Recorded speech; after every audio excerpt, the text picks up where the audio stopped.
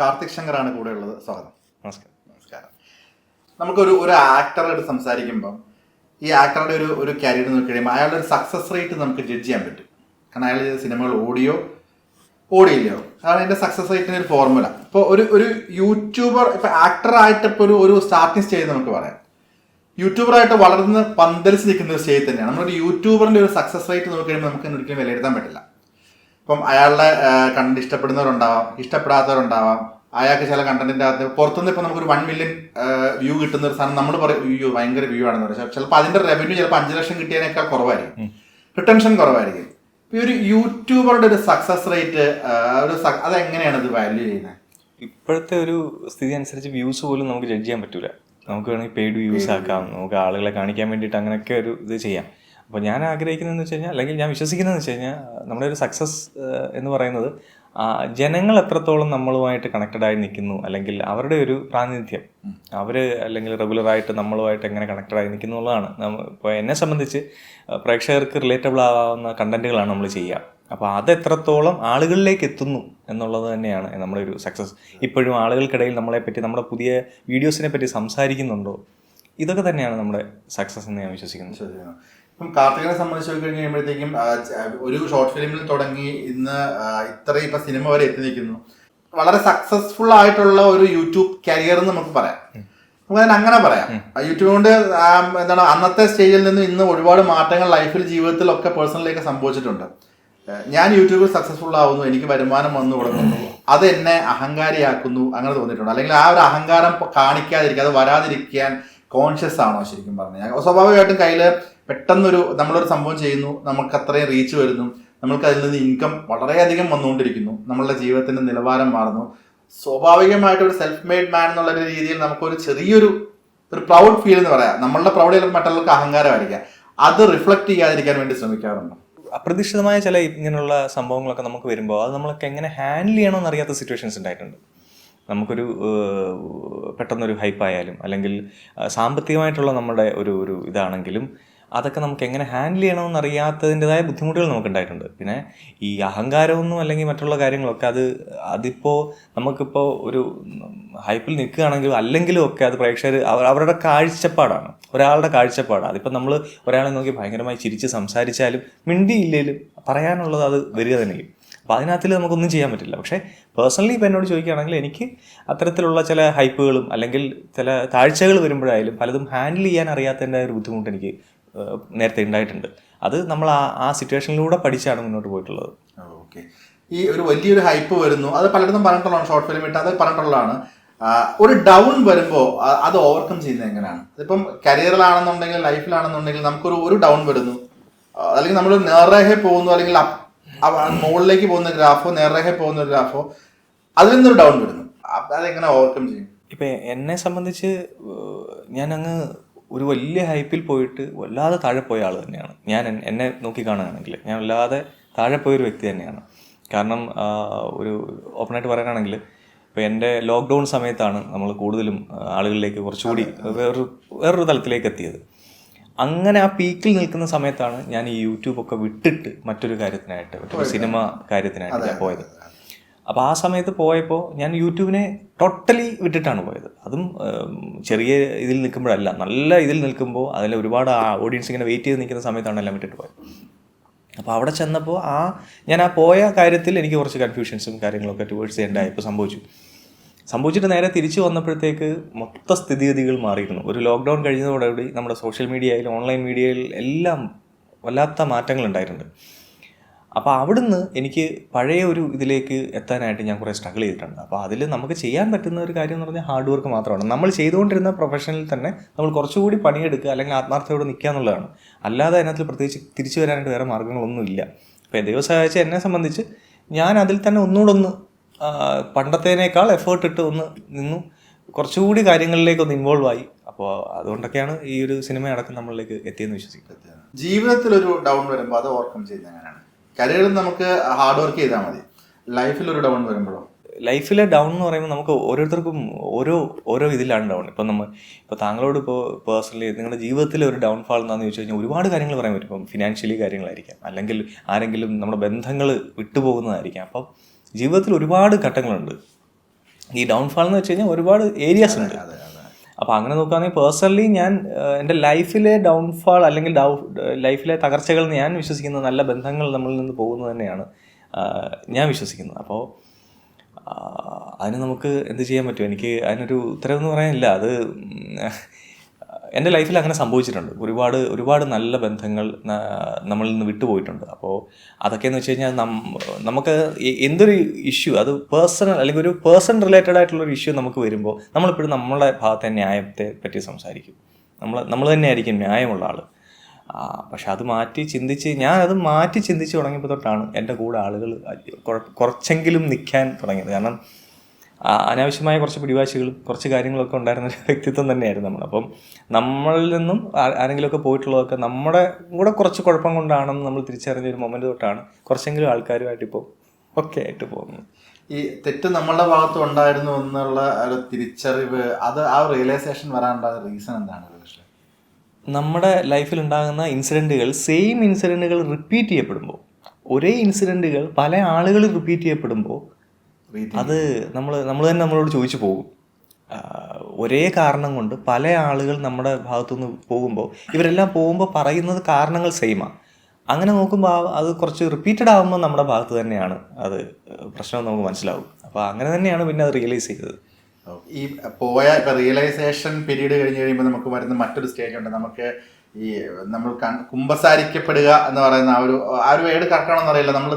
നമ്മളിൽ നിന്ന് വിട്ടുപോയ ആളുടെ അടുത്ത് നമ്മൾ സംസാരിക്കുക, എൻ്റെ ഭാഗത്തായിരുന്നു മിസ്റ്റേക്ക്, നീ ആയിരുന്നു ശരി എന്ന് പറയുന്നത് വലിയൊരു ക്വാളിറ്റിയാണ്.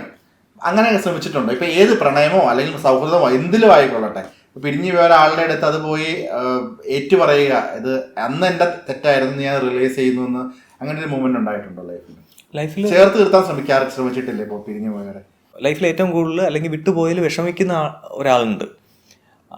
അതിൽ ഇപ്പോൾ ചോദിച്ച പോലെ ഞാൻ തിരിച്ച് അവിടെ ചെന്ന് അപ്പോളജി ചെയ്തിട്ടുണ്ടോ അല്ലെങ്കിൽ ഇതെല്ലാം ചെയ്തിട്ടുണ്ടോ എന്ന് ചോദിച്ചാൽ നമ്മൾ പലവട്ടം ചെയ്തിട്ടുണ്ട്. അത് പല ആൾക്കാരുടെ അടുത്ത് ചെയ്തിട്ടുണ്ട്. പക്ഷേ ചിലരുടെ മൈൻഡിൽ ചിലരൊരു ഡിസിഷൻ എടുത്ത് വെച്ച് കഴിഞ്ഞാൽ പിന്നീട് അത് ചിലപ്പോൾ അത് എത്ര വർഷം കഴിഞ്ഞാൽ ചിലപ്പോൾ മാറണമെന്നില്ല. അത് നമ്മൾ അപ്പോളജി പറഞ്ഞാലോ അല്ലെങ്കിൽ കാല് പിടിച്ചാലോ ക്ഷമിച്ചാലോ ചിലർ ഒരു ഡിസിഷൻ വെച്ച് കഴിഞ്ഞാൽ ആ ഡിസിഷനിൽ നിന്ന് അത് മാറാൻ ഇച്ചിരി ബുദ്ധിമുട്ടാണ്. അവിടെ നമുക്ക് ആകെ കിട്ടുന്ന ഒരു ആശ്വാസം നമ്മൾ പോയി ക്ഷമ പറഞ്ഞു എന്നൊരു ആശ്വാസം മാത്രമേ ഉള്ളൂ. പിരിഞ്ഞു പോയൊരു പ്രണയം തിരിച്ച് വരാൻ വേണ്ടിയൊക്കെ ശ്രമങ്ങൾ ഉണ്ടായിട്ടുണ്ടല്ലേ? തിരിച്ച് വരാൻ വേണ്ടി ശ്രമങ്ങൾ ഉണ്ടായിട്ടുണ്ട്. പക്ഷേ ഇപ്പോൾ എൻ്റെ മനസ്സിൽ അത് വീണ്ടും എൻ്റെ കൂടൊപ്പം വേണമെന്ന് ഞാൻ ആഗ്രഹിക്കുന്നില്ല.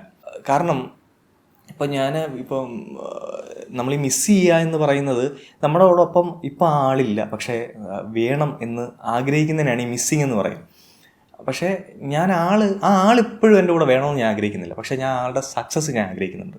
അയാളുടെ ലൈഫിൽ സക്സസ് ആവുന്നത്, സന്തോഷിക്കുന്നത്, ഇതൊക്കെ ഞാൻ ആഗ്രഹിക്കുന്നുണ്ട്. അത് എന്തുകൊണ്ടാണ് ഞാൻ അദ്ദേഹത്തെ എൻ്റെ കൂടെ ഇപ്പോൾ വേണ്ട എന്ന് ഞാൻ ആഗ്രഹിക്കുന്നതെന്ന് വെച്ച് കഴിഞ്ഞാൽ,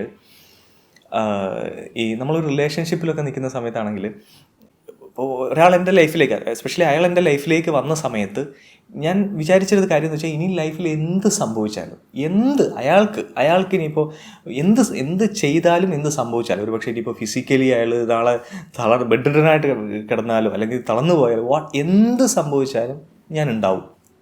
ഈ ലൈഫ് ഞാൻ ജീവിച്ച് തീർക്കാൻ പോകുന്ന അയാളുടെ കൂടാണ് എന്നുള്ളൊരു തീരുമാനത്തിലായിരിക്കും നമ്മൾ ലൈഫിലേക്ക് വിളിക്കുക. പക്ഷേ എനിക്ക് പിന്നീട് അദ്ദേഹത്തിൻ്റെ ലൈഫിൽ നിന്ന് പോയ ഒരു സമയത്ത് എനിക്ക് പിന്നീട് അത് മനസ്സിലായൊരു കാര്യം, നേരെ തിരിച്ച് എൻ്റെ ലൈഫിലാണ് അങ്ങനെ ഒരു കാര്യം സംഭവിക്കുന്നതെങ്കിൽ അയാൾ എൻ്റെ കൂടെ ഉണ്ടായേക്കില്ല. എനിക്ക് വളരെ ക്ലാരിറ്റി ആയിട്ട് മനസ്സിലായൊരു പോയിന്റ് ഉണ്ട്. ഒരു പക്ഷേ ഞാൻ മനസ്സിലാക്കിയത്തോളം അയാൾ പറയുന്നത് ഞാൻ ആഗ്രഹിച്ച ഈ ഒരു ലൈഫൊന്നുമല്ല, അല്ലെങ്കിൽ ഒരു പക്ഷേ ഇങ്ങനത്തെ ഒരു ഇതല്ല, ഞാൻ വിചാരിച്ച പോലുള്ള ലൈഫ് എനിക്കില്ല എന്നൊക്കെ പറഞ്ഞ് ചിലപ്പോൾ അയാൾ എന്നെ വിട്ടിട്ട് പോയേനെ. പക്ഷേ ഞാൻ അയാളുടെ സക്സസ്സിന് വേണ്ടിയിട്ട് വല്ലാതെ ആഗ്രഹിക്കുന്നുണ്ട്, പ്രാർത്ഥിക്കുന്നുണ്ട്. കാരണം അതാണ് എൻ്റെ സ്നേഹം. ഇപ്പോൾ ഒരാളുമായിട്ട് റിലേഷൻഷിപ്പിൽ ഇരിക്കുന്ന സമയത്ത് അയാളുടെ സ്വപ്നം എൻ്റെ സ്വപ്നമാണ്. വെൻ ബ്രേക്കപ്പ് പറഞ്ഞാൽ നാളെ തൊട്ട് നീ ആരോ, നിൻ്റെ സ്വപ്നം എനിക്കൊന്നുമല്ല എന്ന് പറയുന്നതിനോട് എനിക്കറിയില്ല. അത് എത്രത്തോളം അതൊരു ഇമോഷണൽ ബിസിനസ്സായി പോകും. അപ്പോൾ അതിന് അയാൾ എത്ര ദൂരെ പോയാലും അയാളുടെ സ്വപ്നത്തിന് വേണ്ടിയിട്ട് ഞാൻ പ്രാർത്ഥിച്ചിരുന്നു. അയാളുടെ സ്വപ്നങ്ങൾ നേടിയെടുക്കാൻ ഞാൻ സപ്പോർട്ട് ചെയ്തിരുന്നു. അയാളുടെ സ്വപ്നങ്ങൾ എൻ്റെ സ്വപ്നങ്ങളാണ് ഇപ്പോഴും. സോ അയാളുടെ സക്സസ് ഞാൻ ആഗ്രഹിക്കുന്നുണ്ട്. ബട്ട് അയാൾ എൻ്റെ ലൈഫിൽ ഇനി വേണമെന്ന് ചോദിച്ചു കഴിഞ്ഞാൽ ഞാനത് ആഗ്രഹിക്കുന്നില്ല. ഇല്ല, അത് അദ്ദേഹത്തിൻ്റെയും എൻ്റെ നന്മയ്ക്ക് വേണ്ടിയിട്ടാണ്. ഇപ്പോൾ ഇതേ നന്മ ഉള്ള ഒരു മനസ്സ് അവിടുന്ന് ഉണ്ടാവുമെന്ന് പ്രതീക്ഷിച്ചിട്ടുണ്ട്, അല്ലെങ്കിൽ അവരും ഇങ്ങനെ തന്നെയൊക്കെ ആയിരിക്കും ചിന്തിക്കുന്നത്? അറിയില്ല.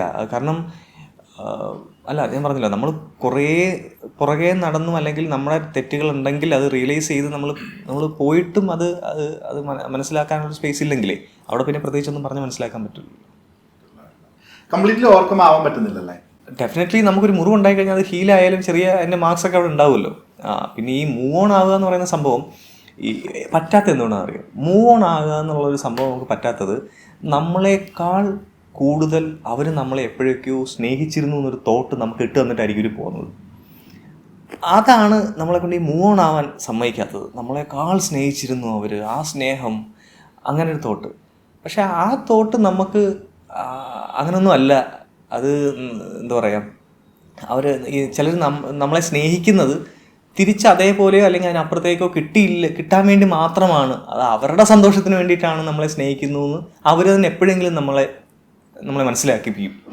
ആ പോയിന്റിൽ പിന്നെ അത് മൂവ് ഓൺ സുഖമാണ്.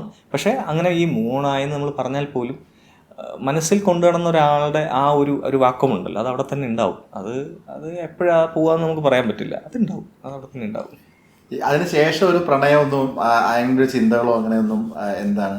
ഇല്ല, ഇനി അങ്ങനൊരു സംഭവത്തെ പറ്റിയിട്ടൊന്നും ചിന്തിക്കാനുള്ളൊരു മൈൻഡ് സെറ്റ് ഇല്ല. കാരണം നമ്മൾ ഒരാൾ നമ്മുടെ ലൈഫിലേക്ക് വരുമ്പോൾ ഇനിയുള്ള ഫ്യൂച്ചർ ഫുള്ള് അതിൽ നമുക്ക് സംഭവിക്കാൻ സാധ്യതയുള്ള എല്ലാ നല്ല കാര്യങ്ങളിലും അയാളെ വെച്ച് നമ്മൾ മനസ്സിൽ കാണുമ്പോൾ, ഇപ്പോൾ ഒരു ട്രിപ്പ് പോകുന്നതാണെങ്കിൽ അല്ലെങ്കിൽ ഏതെങ്കിലും സ്ഥലങ്ങളുടെ പേര് പറയുന്നതാണെങ്കിൽ അല്ലെങ്കിൽ നമ്മുടെ ലൈഫിൽ ഉണ്ടാകുന്ന എന്തെങ്കിലും സക്സസ് ആണെങ്കിൽ അല്ലെങ്കിൽ ഇപ്പോൾ ഫോർ എക്സാമ്പിൾ എൻ്റെ കാര്യമാണ്, ഈ നമ്മുടെ ഒരു സിനിമ ഇറങ്ങുമ്പോഴാണെങ്കിലും നമ്മൾ ഒരുമിച്ചിരുന്ന് കാണുന്നതാണെങ്കിലും അതിൻ്റെ പ്രൊമോഷൻ വർക്ക്സ് ആണ്, വാട്ടെവർ, എല്ലാത്തിലും ഇനി അങ്ങോട്ട് ഫുൾ ഉണ്ടാകും എന്ന് പറയുന്നത് കൺസ്ട്രക്ട് ചെയ്ത് വെച്ച് ഒരാളെ വെച്ച് നമ്മൾ മനസ്സിൽ പ്ലാൻ ചെയ്ത് വെച്ച് കഴിഞ്ഞാൽ എനിക്ക് തോന്നുന്നില്ല അത് പെട്ടെന്ന് നമുക്ക് അതിനി മറ്റൊരാളെ പ്ലേസ് ചെയ്യാൻ പറ്റുന്നൊരു സിറ്റുവേഷൻ ഉണ്ടോ എനിക്കറിയില്ല. തോന്നുന്നില്ല. ഈ തെറ്റുകൾ എൻ്റേതും കൂടിയായിരുന്നു സമ്മതിക്കുന്നത് വലിയ മനസ്സാണ്. അതുപോലെ തന്നെ നമുക്ക് കുറച്ചൊരു എന്താണ് വളരെ സീരിയസ് ആയിട്ട് പോയി തോന്നുന്നു. ഞാൻ മറ്റൊരു ചോദ്യം ചോദിക്കട്ടെ. ഈ യൂട്യൂബിൽ കൂടെ റവന്യൂ കിട്ടിയാണ് നമ്മളൊക്കെ ഇന്നിപ്പോൾ ഇവിടെ നിൽക്കുന്നത്. ഇപ്പം യൂട്യൂബ് അനുദിനം അതിൻ്റെ പോളിസീസ് മാറ്റുന്നു, അല്ലെങ്കിൽ FB അതിൻ്റെ റവന്യൂ കുറയ്ക്കുന്നു. അങ്ങനെ ഒരുപാട് മാറ്റങ്ങൾ യൂട്യൂബിൽ വന്നുകൊണ്ടിരിക്കുന്നു. കുറച്ച് നാൾ കഴിയുമ്പോൾ ഒരു യൂട്യൂബ് കണ്ടന്റ് ചെയ്യുന്ന കോണ്ടന്റ് ക്രിയേറ്റേഴ്സിൻ്റെ അല്ലെങ്കിൽ യൂട്യൂബ് റവന്യൂ കൊണ്ട് മാത്രം ലൈഫ് മുന്നോട്ട് കൊണ്ടുപോകുന്ന ആളുകളുടെ ഒരു കുറച്ച് വർഷങ്ങൾ കഴിയുമ്പോൾ ഇവരുടെ ഒരു ഭാവി എന്തായിരിക്കും? യൂട്യൂബ് തന്നെ ആയിരിക്കുമോ? അല്ലെങ്കിൽ അങ്ങനെ ഒരു വിഷൻ ഉണ്ടോ മുന്നോട്ട് എങ്ങോട്ടാണ്? ഇപ്പം കാർത്തിക് സിനിമയിൽ കയറി, ഓഫ് കോഴ്സ് നമ്മൾ സിനിമയിൽ സക്സസ്ഫുൾ ആയിട്ട് തന്നെ പോട്ടെ എന്ന് വെക്കാം. ഇനി അതാവുന്നില്ല, കാർത്തിക്കിന് ഇപ്പോൾ ശോഭിക്കാൻ പറ്റുന്നത് കൂടുതൽ യൂട്യൂബിൽ തന്നെയാണ്, ചാനലിൽ തന്നെയാണെന്ന് വെച്ച് കഴിഞ്ഞാൽ മുന്നോട്ടൊരു ഭാവി എന്തായിരിക്കും യൂട്യൂബ് അല്ലെങ്കിൽ ഒരുപാട് മൊത്തം ഓവറോൾ യൂട്യൂബേഴ്സിൻ്റെ? ആസ് യു സെഡ്, ഇപ്പോൾ എൻ്റെ മൈൻഡിൽ ഞാൻ യൂട്യൂബിനെ കണ്ടതെല്ലാം നമ്മൾ സിനിമയിലേക്കുള്ളൊരു സ്റ്റെപ്പിംഗ് സ്റ്റോൺ അങ്ങനെ തന്നെയാണ് കണ്ടിട്ടുള്ളത്. പിന്നെ എനിക്ക് തോന്നുന്നു ഒരു യൂട്യൂബിൻ്റെ ഒരു ഫ്യൂച്ചർ എന്ന് പറയുന്നത്, ഇപ്പോൾ ഫേസ്ബുക്കിൽ പണ്ടത്തെ അത്ര റവന്യൂ ഇല്ല, അത് നമ്മൾ ഓക്കെ പറയേണ്ട കാര്യമെന്നാണ്. നേരത്തെ ഒരു 10 രൂപ കിട്ടുന്നുണ്ടെങ്കിൽ ഇപ്പോൾ എനിക്ക് തോന്നുന്നു 2-3 രൂപ പോലും കിട്ടുമെന്ന് എനിക്ക് സംശയമുണ്ട്.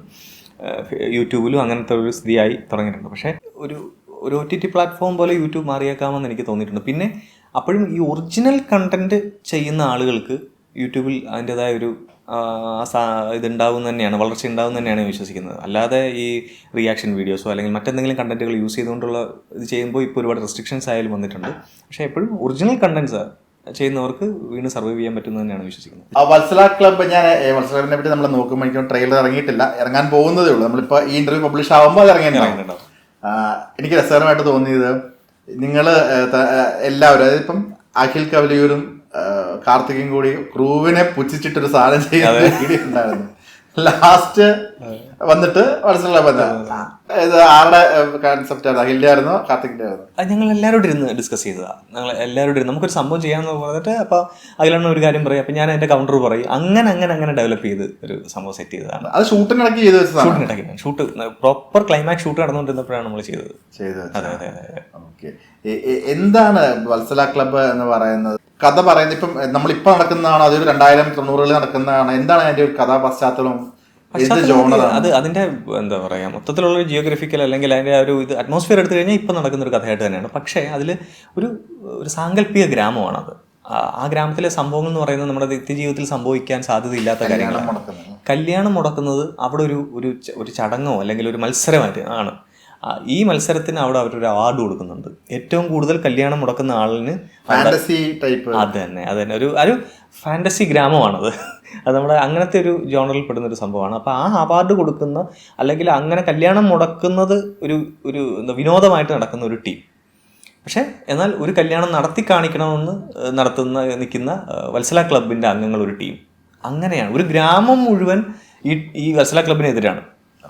ഒരു ഗ്രാമം മുഴുവൻ ആഘോഷിക്കുന്ന ചടങ്ങാണ് അവിടെ ഈ ഒരു കല്യാണം മുടക്കൽ. അപ്പം അങ്ങനെ ഉള്ള എസ്പെഷ്യലി അതിന് കുറച്ചുകൂടെ പ്രത്യേകത എടുത്തു പറയാനാണെങ്കിൽ ഇപ്പം എൻ്റെ ക്യാരക്ടറിൻ്റെ പേര് ചൊവ്വ വേണു എന്നാണ്. ചൊവ്വ വേണു. അപ്പോൾ ചൊവ്വ ദോഷമുണ്ട്, കല്യാണം നോർമലി നടക്കാൻ സാധ്യതയില്ല. എൻ്റെ അച്ഛനാണ് ഓപ്പോസിറ്റ് ഏറ്റവും കൂടുതൽ കല്യാണം മുടക്കിയതിന് ദണ്ടൊക്കെ മേടിച്ചിരിക്കുന്നത്. അപ്പോൾ സ്വന്തം മകൻ്റെ അടക്കം മുടക്കാനായിട്ട് പുള്ളി ഇങ്ങനെ നിൽക്കുന്നതാണ്. അപ്പം അങ്ങനത്തെ ഒരു റൈവലറി പരിപാടിയാണ് ഇത്. എനിക്ക് തോന്നുന്നു ഒട്ടും നടക്കാൻ സാധ്യതയില്ലാത്തൊരു സാങ്കല്പിക സ്റ്റോറി നമുക്ക് പറയാം. അതെ അതെ.